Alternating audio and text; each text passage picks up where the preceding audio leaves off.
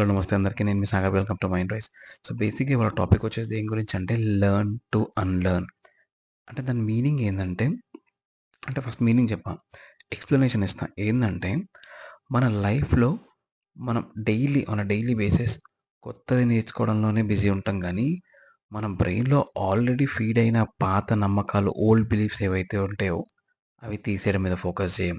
So నేనేమంటున్నా అంటే, until and unless నీ బ్రెయిన్‌లో పాత నమ్మకాలు, ఓల్డ్ బిలీఫ్స్ ఉన్నంత వరకు నీకు ఈ కొత్త ఏదైతే నీ థాట్స్ ఉంటాయో, నీ ఆలోచనలు ఉంటాయో దానికి స్పేస్ ఉండదు.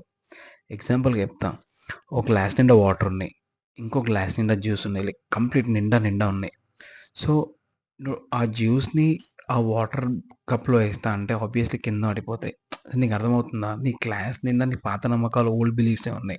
సో, ఈ నువ్వు జ్యూస్ ఏస్తే ఇంపాసిబుల్ పట్టదు. సో, నేనేమంటున్నా అంటే కొంచెం వాటర్‌ని కింద పారేయండి. వాటర్ అంటే నీ పాత నమ్మకాలు, ఓల్డ్ బిలీఫ్స్ పారేసి మళ్ళా జ్యూస్ చేయనీకి ట్రై చేయండి.